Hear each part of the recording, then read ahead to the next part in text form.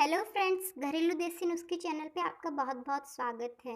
सर्दी, खांसी और जुखाम को दूर करेगा ये आयुर्वेदिक काढ़ा। कई बार मौसम के बदलाव के चलते हुए इन संक्रमणों से आयुर्वेदिक नुस्खे और घरेलू नुस्खों से बचा जा सकता है। आपकी काफ़ी मदद कर सकता है यह आयुर्वेदिक काढ़ा। जी हाँ, आयुर्वेदिक काढ़े का अपना ही अलग महत्व होता है। बदलते मौसम में यह और भी खास हो जाता है। जुखाम, गले की खराश, फ्लू एवं सीजन की कई बीमारियों से बचने के लिए आप काढ़े का इस्तेमाल कर सकते हैं। हम आपको बता रहे हैं ऐसे ही आयुर्वेदिक काढ़े के बारे में जो आपको सर्दी जुखाम से राहत दिलाएगा।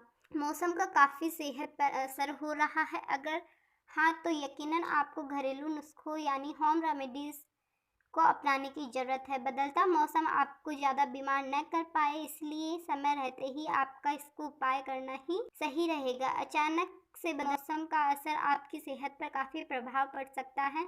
इस मौसम में सर्दी, जुखाम या खांसी की समस्या आसानी से आपको शिकार बना सकती है। इस बदलते मौसम में इम्यूनिटी कमज़ोर हो जाती है और संक्रमण की चपेट में आने की संभावना बढ़ जाती है। ऐसे में अगर आप दवाइयों का रुख करते हैं तो ठीक है, लेकिन कई बार मौसम के बदले हुए इन संक्रमणों से आयुर्वेदिक नुस्खों या घरेलू नुस्खों से भी बचा जा सकता है। इसमें आप आयुर्वेदिक काढ़े का अपना अलग ही महत्व होता है। बदलते मौसम में तो यह और भी खास हो जाता है। सर्दी, खांसी, गले की खराश, फ्लू और सीजन की कई बीमारियों से बचने के लिए आप काढ़े का इस्तेमाल कर सकते हैं। हम आपको बता रहे हैं ऐसे आयुर्वेदिक काढ़े के बारे में जो आपको सर्दी जुकाम से राहत दिलाए। देखते हैं फ्रेंड्स, हमें इसके लिए क्या क्या सामग्री की आवश्यकता होगी।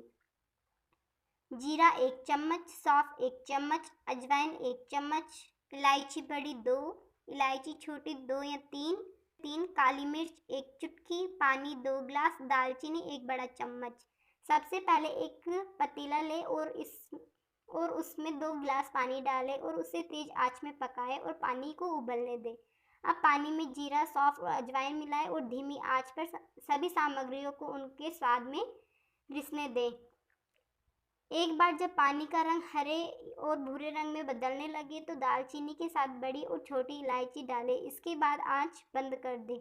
अब एक गिलास में 1 चुटकी काली मिर्च डालें और इस काढ़े को उसमें डाल लें और पी लें। फ्रेंड्स, इन सभी मसालों से हीलिंग गुण होते हैं जो किसी भी स्वास्थ्य को काफ़ी हद तक लाभ पहुंचा सकते हैं।